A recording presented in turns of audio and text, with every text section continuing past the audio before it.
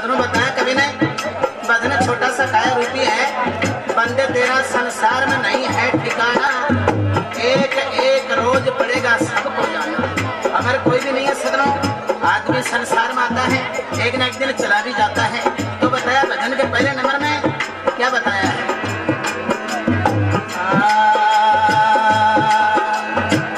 बीत गया बचपन ढलगी जवानी, बीत गया बचपन ढलगी जवानी, बीत गया बचपन ढलगी जवानी, बीत गया बचपन ढलगी जवानी, आया है बुढ़ापा तो रोता है प्राणी, आया है बुढ़ापा तो रोता है प्राणी, बदल गया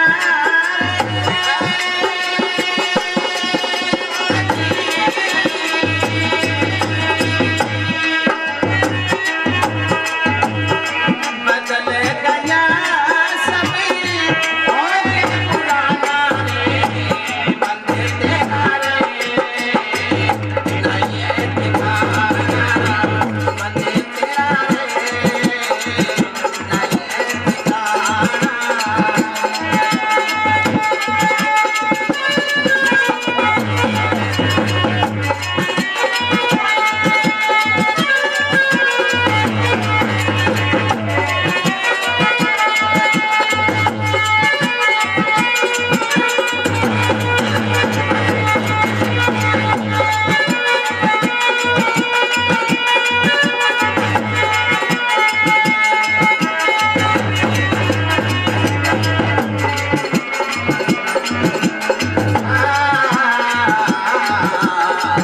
राम सिया राम,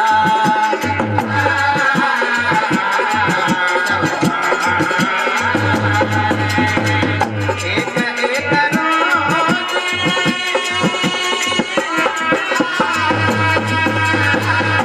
एक एक रोज पड़ेगा सबको जाना रे, बंदे तेरा रे नहीं है ठिकाना, बंदे तेरा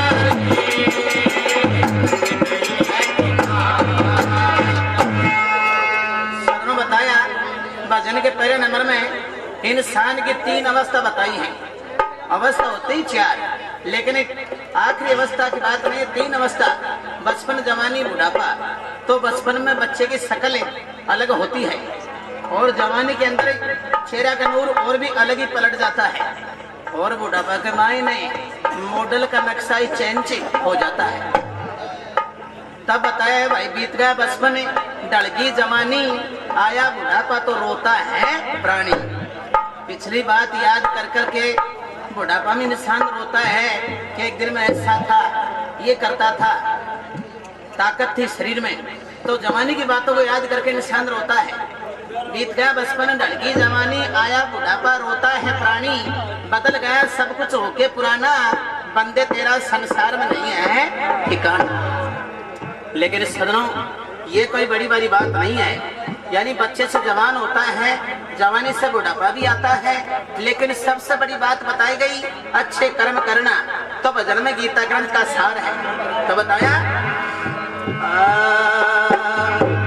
जैसा तरा है वैसा ही भरा है, जैसा तरा है बंदे वैसा ही भरा है, जैसा तरा है बंदे वैसा ही भरा है, जैसा तरा है बंदे वैसा ही भरा है।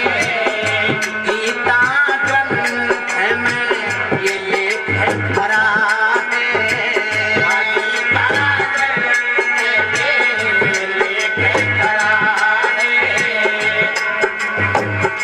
मोह ममता से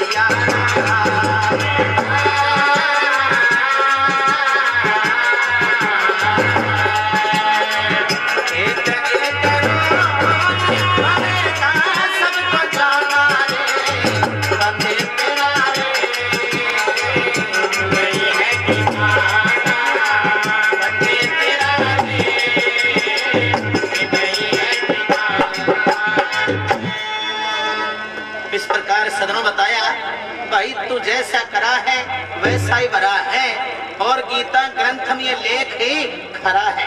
यानी गीता में साफ साफ लिखा हुआ है कि भाई करनी भरनी पार उतरनी। आदमी संसार में आकर के जैसे कर्म करता है ना, वैसे ही फल मिल जाते हैं।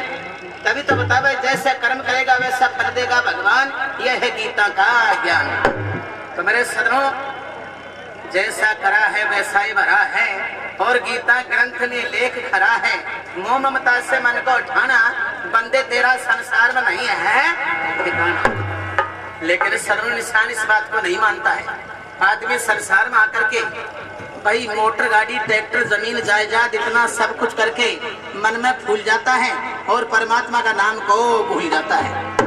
तो आदमी संसार में आकर के मोटर गाड़ी ट्रैक्टर जमीन जायदाद इतना सब कुछ करके मन में फूल क्यों जाता है?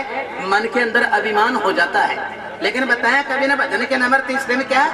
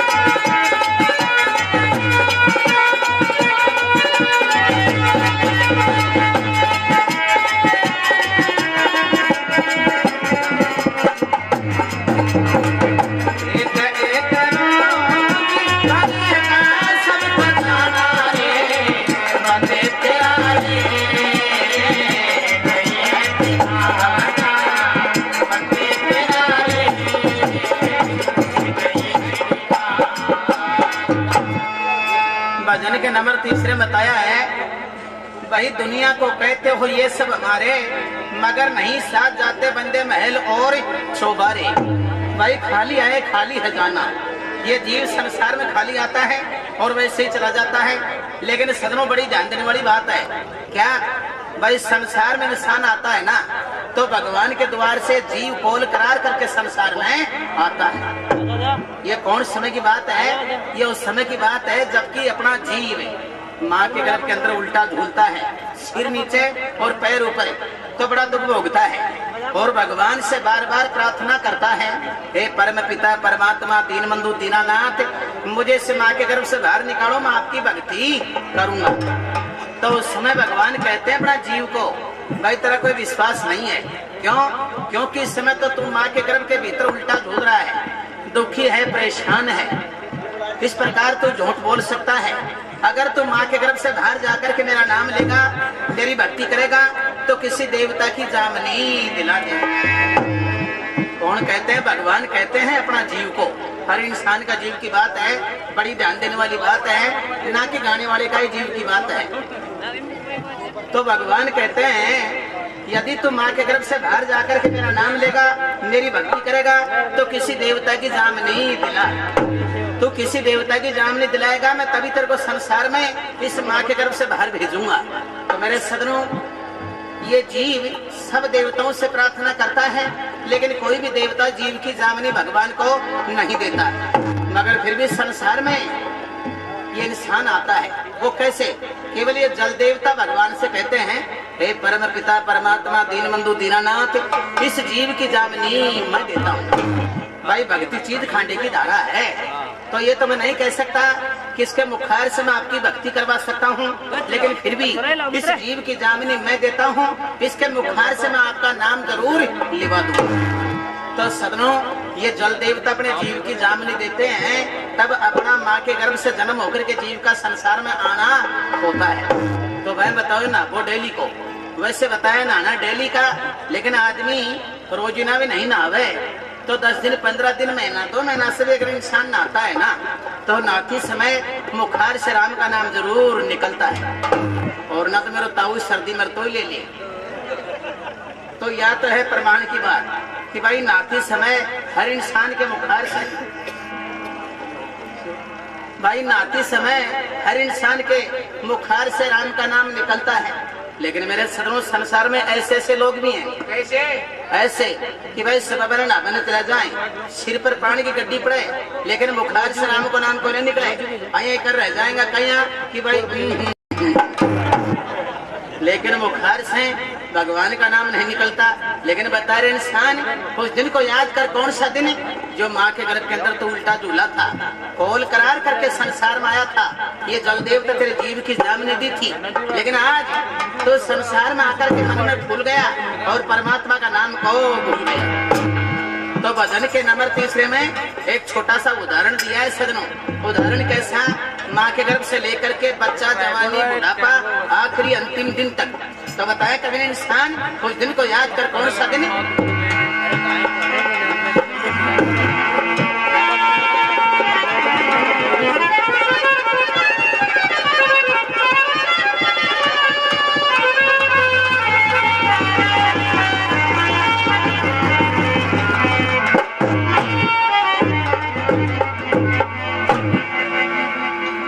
इंसान, उस दिन को याद कर, कौन सा दिन? तो बताया कभी ने भाई गर्भ बीच आया जब बहुत दुखी पाया था, बहुत दुखी पाया था।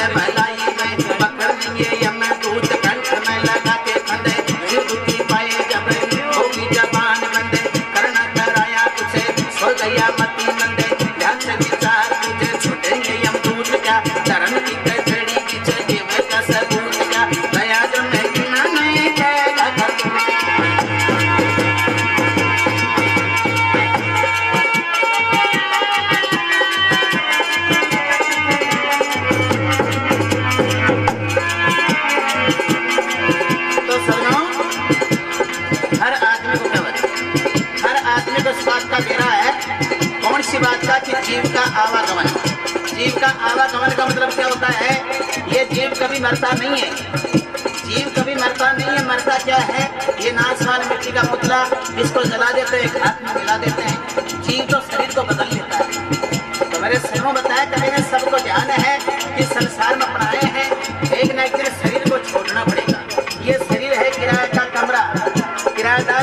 कहता है महीना 2 महीना फिर 4 महीना खाली करके चला जाता है। उसी प्रकार ये अनुष्ठान निकल जाता है और खाली घोड़ पड़ी रह जाती है। तो मेरे सुनो बताया कभी नहीं भाई आया है सो जाएगा ओ बंदे